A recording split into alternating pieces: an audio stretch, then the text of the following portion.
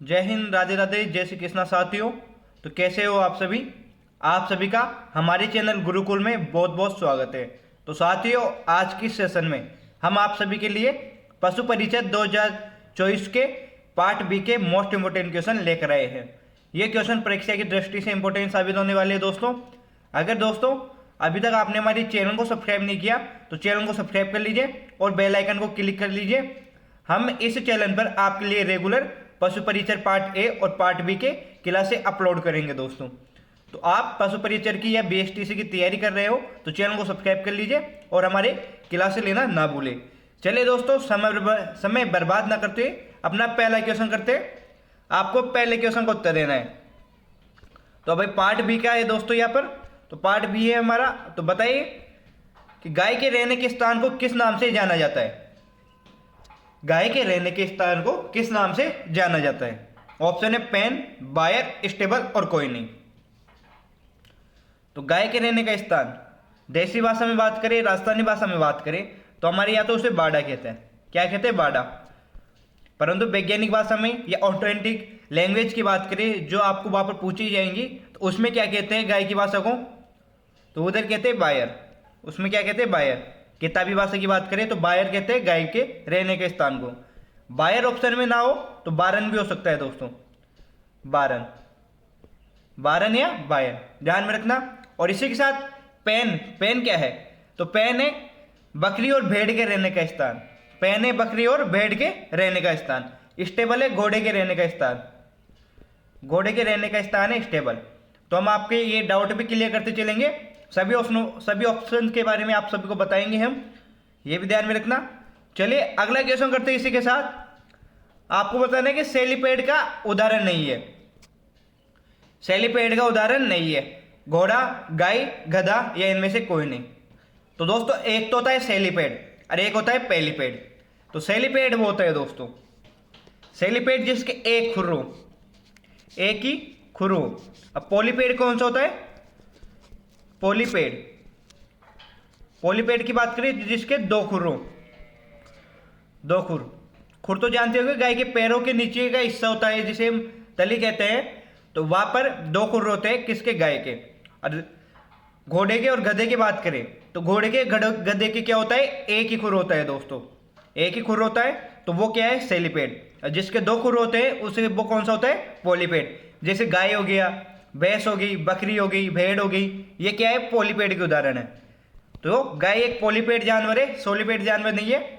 चलिए अगला क्वेश्चन करते हैं। इसी के साथ आपको बताना है कि मुर्गी में कुल दांतों की संख्या कितनी होती है?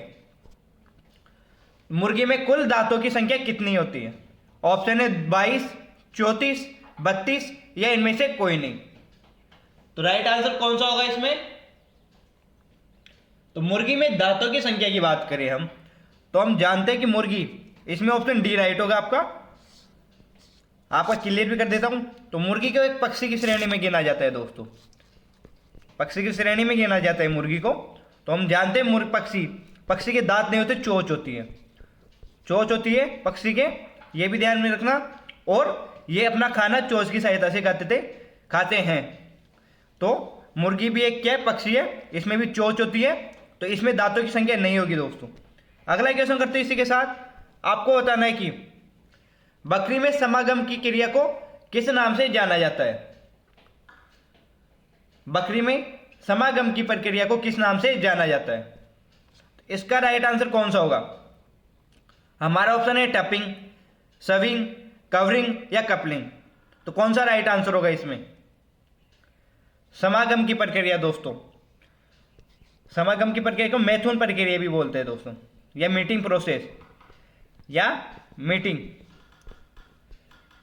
प्रोसेस भी बोलते हैं इसे, ये भी ध्यान में रखना। तो बकरी में समागम की प्रक्रिया को क्या कहते हैं? तो बकरी की बात करें तो बकरी में समागम की प्रक्रिया को कहते हैं सविंग। ऑप्शन क्या हो? बी राइट आंसर होगा इसमें। कौन सा? बी राइट आंसर हो जाएगा बकरी में समागम की प्रक्रिया। इसी के साथ भैंस में और गाय में भी समागम की प्रक्रिया को क्या कहते हैं? सविंग कहते हैं। भैंस व गाय में भी समागम की प्रक्रिया को सविंग कहते हैं। टपिंग है भेड़ में समागम की प्रक्रिया, यह भी ध्यान में रखना कि आप टपिंग क्या है? भेड़ में समागम की प्रक्रिया। चलिए इसी के साथ अगला क्वेश्चन करते हैं हम। आपको बताना कि भैंस प्रजनन केंद्र कहां पर स्थित है। भैंस प्रजनन केंद्र कहां पर स्थित है? ऑप्शन है कुम्हेर भरतपुर में, बस्सी जयपुर में, बल्लभनगर उदयपुर में, या ये सभी। तो राइट आंसर कौन सा होगा? भैंस प्रजनन केंद्र कहां पर है? तो भैंस प्रजनन केंद्र की बात करें तो वो है बल्लभनगर उदयपुर में। इसमें आपका सी राइट आंसर हो जाएगा। बल्लभनगर उदयपुर में भैंस प्रजनन केंद्र है। कुम्हेर भरतपुर की बात करें तो कुम्हेर भरतपुर में मुर्रा भैंस होती है दोस्तों। मुर्रा भैंस होता है दोस्तों, मुर्रा नस्ल की भैंस होती है जिसे कुंडी भैंस भी कहते हैं। तो मुर्रा भैंस है जिसका अनुसंधान केंद्र है कुम्हेर भरतपुर में। चलिए अगला क्वेश्चन करते हैं इसी के साथ। आपको बताना है कि भेड़ का वैज्ञानिक नाम, भेड़ का वैज्ञानिक नाम क्या है? ऑप्शन है कैप्रा हिरकस, ओविस एरिस, वोस टोरस, या इक्वस कैवेलस। तो राइट आंसर कौन सा होगा इसमें? तो भेड़ का वैज्ञानिक नाम बताना है आपको। तो भेड़ के वैज्ञानिक नाम की बात करें तो ओविस एरिस है। ओविस एरिस है भेड़ का वैज्ञानिक नाम, बी राइट आंसर होगा। और इसी के साथ बात करें कैप्रा हिरकस, तो बकरी का वैज्ञानिक नाम है कैप्रा हिरकस। घोड़े का वैज्ञानिक नाम है, तो घोड़े की बात करें दोस्तों, घोड़े का नाम है इक्वस कैवेलस। घोड़े का वैज्ञानिक नाम इक्वस कैवेलस। और देसी गाय का कौन सा है? देसी गाय का या विदेशी गाय का? तो वोस टोरस है विदेशी गाय का। विदेशी गाय होती है जिसका नाम है वोस टोरस, ध्यान में रखना। अगला क्वेश्चन करते हैं इसी के साथ। आपको बताना है कि यहां पर भेड़ों में ऊन को काटना क्या कहलाता है? भेड़ों में ऊन को काटना क्या कहलाता है? ऑप्शन है डबिंग, विनिंग, शेयरिंग, या डिवाकिंग। कौन सा राइट आंसर होगा इसमें? तो बताइए भैंसों में ऊन को काटना, सॉरी दोस्तों, भेड़ों में ऊन को काटना क्या कहलाता है? तो हम सभी जानते हैं भेड़ों में ऊन को काटना क्या कहलाता है? शेयरिंग कहलाता है। सी राइट आंसर हो जाएगा। ऑप्शन सी राइट होगा। चलिए अगला क्वेश्चन करते हैं इसी कड़ी के साथ। साथियों अभी तक आपने हमारे चैनल को सब्सक्राइब नहीं किया तो चैनल को सब्सक्राइब कर लीजिए और बेल आइकन को क्लिक कर लीजिए ताकि आपको रेगुलर हमारी वीडियोज का नोटिफिकेशन मिल सके। और अगले क्वेश्चन का उत्तर भी दे दीजिए इसी के साथ कि लटके हुए होठ किस नस्ल के ऊंट की विशेषता है? लटके हुए होठ किस नस्ल के ऊंट की विशेषता है? ऑप्शन है खाराई, मेवाड़ी, जैसलमेरी, या बीकानेरी। तो चारों में से राइट आंसर कौन सा होगा? तो लटके हुए ऊंटों की बात करें तो वो मेवाड़ी नस्ल के ऊंटों की विशेषता है। बी राइट आंसर होगा, मेवाड़ी नस्ल के ऊंटों की विशेषता है। और इसी के साथ आपको और क्वेश्चन बनता है जीके का। इसका जीके का क्वेश्चन ध्यान में रखना कि राजस्थान में ऊंट लाने का श्रेय किसे दिया जाता है, या मारवाड़ में ऊंट लाने का श्रेय किसे दिया जाता है? तो पाबू जी को दिया जाता है। लोक देवता पाबू जी को दिया जाता है। अगला क्वेश्चन करते हैं इसी के साथ। आपको अगले क्वेश्चन का उत्तर देना है हमारा। अगला क्वेश्चन है यहाँ पर कि पशुओं में जन्म के कितने वर्ष बाद सींग का पहला छल्ला बनता है? पशुओं में जन्म के कितने वर्षों बाद या कितने वर्ष बाद सींग का पहला छल्ला बनता है? ऑप्शन है 1 वर्ष बाद, 2 वर्ष बाद, 3 वर्ष बाद, या 4 वर्ष बाद। तो राइट आंसर कौन सा होगा इसमें आप सभी का? तो कितने वर्ष बाद बनता है? तो इसमें आपका राइट आंसर होगा सी, 3 वर्ष बाद बनता है। अगला क्वेश्चन करते हैं इसी के साथ। आपको बताना है कि अगर दूध का रंग गहरा पीला हो तो दूध में किस पदार्थ की मिलावट की गई है? अगर दूध का रंग गहरा पीला हो तो दूध में किस पदार्थ की मिलावट की गई है? ऑप्शन है सोडा की, ग्लूकोज की, चीनी की, या यूरिया की। तो राइट आंसर कौन सा होगा इसमें? तो यदि गहरा पीला हो तो दूध का रंग, तो उसमें यूरिया की मिलावट की जाती है दोस्तों। ऑप्शन डी राइट आंसर होगा। चलिए अगला क्वेश्चन करते हैं। अभी तक आपने वीडियो को लाइक नहीं किया तो वीडियो को लाइक करके अपने दोस्तों के पास शेयर कर दीजिए और अगले क्वेश्चन का उत्तर दीजिए। सरा बीमारी को ऊंटों में किस नाम से जाना जाता है?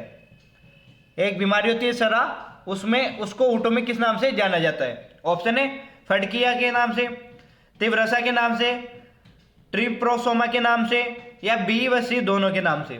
तो राइट आंसर कौन सा होगा? तो सरा बीमारी को ऊंटों में तिवरसा और ट्रिप्रोसोमा के नाम से जाना जाता है। डी राइट आंसर होगा इसमें आपका। अगला क्वेश्चन करते हैं इसी के साथ। आपको बताना है कि रानीखेत रोग का कारक है। रानीखेत रोग का क्या कारण है? ऑप्शन है हफीज virus, lyssavirus, paramyxovirus या चेचक। तो चारों में से राइट आंसर कौन सा होगा? रानीखेत वायरस का या रानीखेत रोग का क्या कारण है?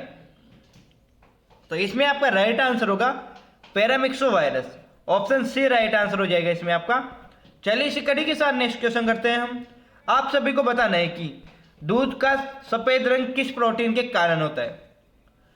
दूध का सफेद रंग किस प्रोटीन के कारण होता है? ऑप्शन है हमारे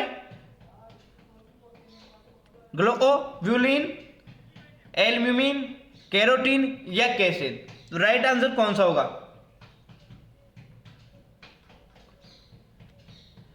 तो दूध का सफेद रंग किस कारण होता है?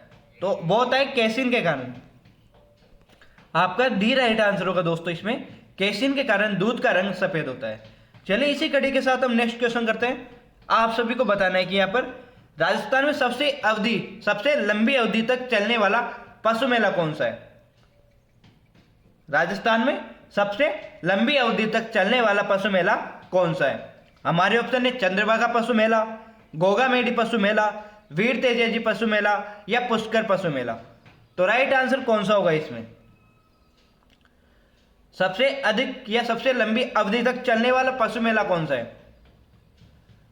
तो इसमें आपका राइट आंसर होगा बी, गोगामेडी पशु मेला। ऑप्शन बी राइट हो जाएगा। अब सबसे पुराना पशु मेला कौन सा है? तो वो होगा मल्लीनाथ पशु मेला। अगला क्वेश्चन करते हैं इसी के साथ। आप सभी को बताना है कि यहाँ पर निम्न में से राजस्थान का पशु घनत्व है। तो राजस्थान का पशु घनत्व कितना है? ऑप्शन है 170, 168, 169 या 165। तो राजस्थान का पशु घनत्व की बात करें तो राजस्थान का पशु घनत्व कितना है? तो वो होगा सी राइट आंसर, 169 पशु प्रति वर्ग किलोमीटर में। अगला क्वेश्चन करते हैं हम इसी के साथ। आपको बताना है कि 20वीं पशु गणना वर्ष 2019 के अनुसार राज्य में कुल पशु संपदा कितनी है? 20वीं पशु गणना वर्ष 2019 के अनुसार राज्य में कुल पशु संपदा कितनी है? ऑप्शन है 52.8 मिलियन, 56.8 मिलियन, 54.6 मिलियन या 55.6 मिलियन। तो राइट आंसर कौन सा होगा इसमें आपका? तो कुल पशु संपदा की बात करें तो वो राइट आंसर होगा इसमें 56.8 मिलियन है। कितना है? 56.8 मिलियन। चलिए इसी के साथ नेक्स्ट क्वेश्चन करते हैं हम। आप सभी को बताना है कि राठी गाय का प्रजनन केंद्र कहां पर स्थित है? राठी गाय का प्रजनन केंद्र कहां पर है? ऑप्शन है सूरतगढ़ में, नौहर में, बस्सी में या रामसर में। तो राइट आंसर कौन सा होगा इसमें? राठी गाय की एक दो विशेषताएं और बता देता हूं मैं। तो ये गाय त्रिसंकरीय गाय है दोस्तों। कौन सी? त्रिसंकरीय गाय है। किस किस के संकरण से बनी हुई ये गाय? तो एक तो होगा दोस्तों स्टार पार्कर, एक होगा साहिवाल, एक होगा रेड सिंधी के संकरण से ये गाय बनी है। ये भी ध्यान में रखना। और इसी के साथ बात करें तो वितरण क्षेत्र कौन कौन से है? तो वितरण क्षेत्र की बात करें तो मैं बोल रहा हूं श्रीगंगानगर, हनुमानगढ़, बीकानेर और जैसलमेर, इन क्षेत्रों में पाई जाती है ये गाय। और ये भी ध्यान में रखना। चलिए अब ये बताइए आप कि इसका प्रजनन केंद्र कहां पर है? तो प्रजनन केंद्र की बात करें तो नौहर में है। ऑप्शन बी राइट आंसर होगा। इसका प्रजनन केंद्र कहां पर है? नौहर में। चलिए इसी के साथ नेक्स्ट क्वेश्चन करते हैं हम। तो हमारा अगला क्वेश्चन आ गया, भारत के पहले कृषि विज्ञान केंद्र की स्थापना कब की गई? भारत के पहले कृषि विज्ञान केंद्र की स्थापना कब की गई? ऑप्शन है वर्ष 1995 ईस्वी में, वर्ष 1964 ईस्वी में, वर्ष 1974 ईस्वी में या वर्ष 1975 ईस्वी में। तो पहले कृषि अनुसंधान केंद्र की स्थापना कब की गई? तो इसमें आपका राइट आंसर होगा सी, वर्ष 1974 में की गई है। ऑप्शन सी राइट आंसर होगा। चलिए इसी के साथ नेक्स्ट क्वेश्चन करते हैं। आपको बताना है कि यहाँ पर गोबर की खाद में फास्फोरस की मात्रा कितने प्रतिशत होती है?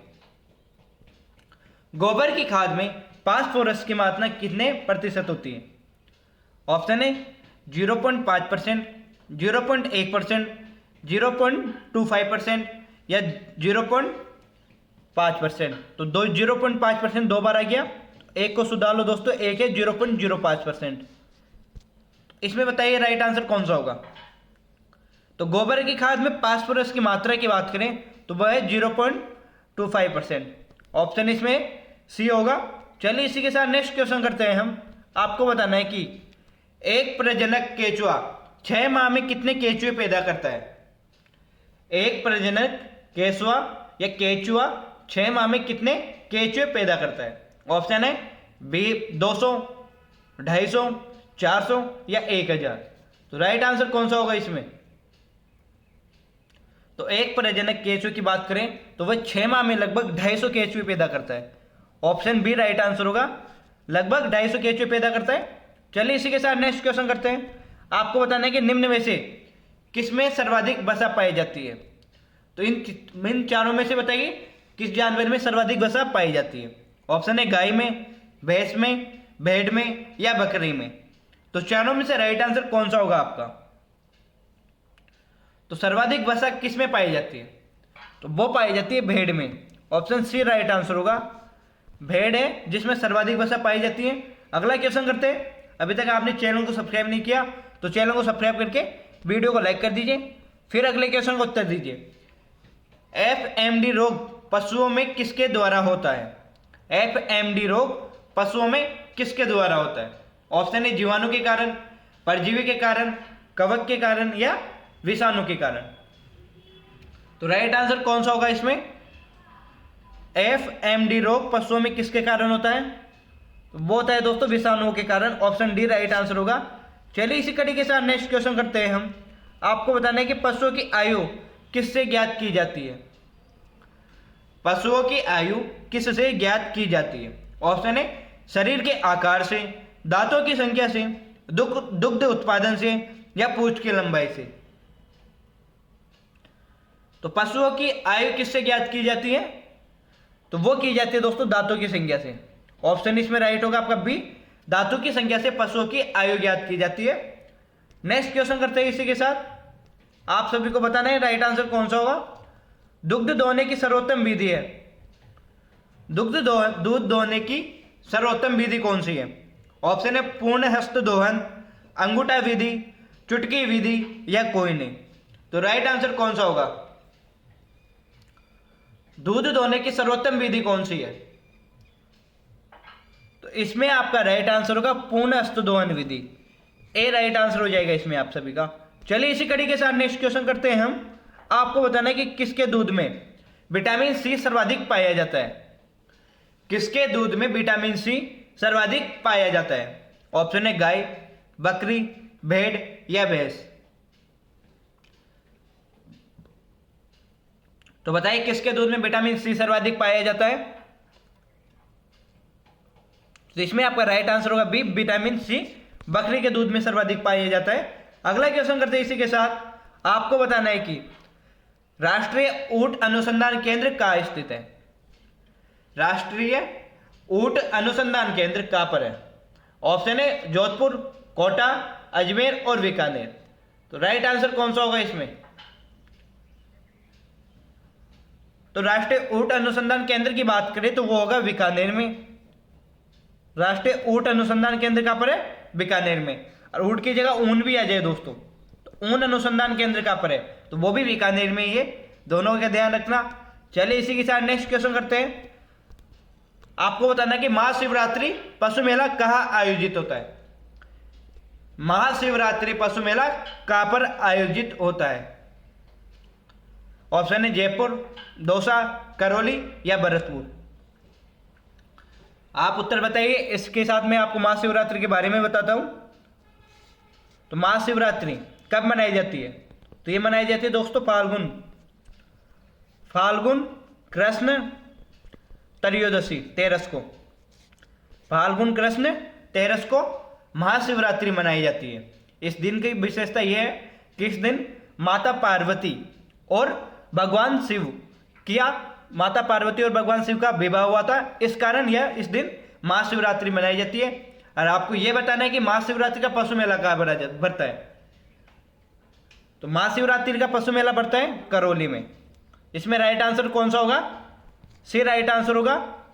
इसी के साथ अगला क्वेश्चन करते हैं हम। आपको बताना है कि किस प्रकार के रोग पशुओं में दूषित जल व खराब चारे से होते हैं। किस प्रकार के रोग है जो पशुओं में दूषित जल और खराब चारे के कारण होते हैं? तो इसका राइट आंसर बताइए। हमारे ऑप्शन यहां पर है रीडर पेस्ट, थनैला, लंगड़ा बुखार या कोई नहीं। तो बताइए राइट आंसर कौन सा होगा। तो किस तरह के रोग है जो पशुओं में दूषित जल और खराब चारे के कारण होता है? तो वो होता है दोस्तों लंगड़ा बुखार। बुखार भी लंगड़ा होने लगे दोस्तों। ऑप्शन सी राइट होगा।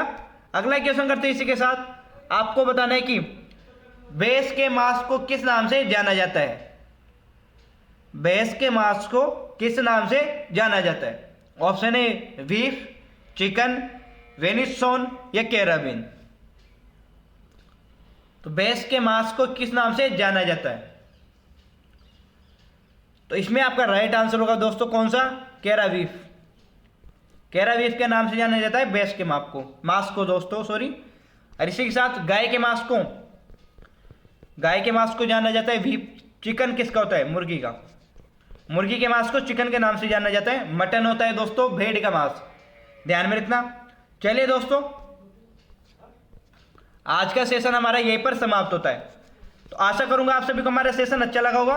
अगर साथियों सेशन अच्छा लगा है तो सेशन को लाइक करना, अपने दोस्तों के पास शेयर करना, और अगर आप हमारे चैनल पे नए हो तो चैनल को सब्सक्राइब कर लेना और बेल आइकन को भी क्लिक कर लेना, और इस वीडियो को लाइक करके अपने सभी साथियों के पास भेज देना।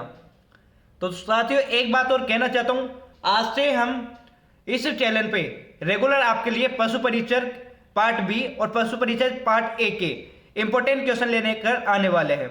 तो ये क्वेश्चन आप सभी के लिए परीक्षा के लिए इंपॉर्टेंट साबित होने वाले हैं। तो आप हमारा ये सेशन लेना ना भूलें, और इस चैनल को ज़्यादा से ज़्यादा शेयर करके सब्सक्राइब कर लीजिए। चलिए, जय हिंद, जय भारत, जय श्री राम दोस्तों।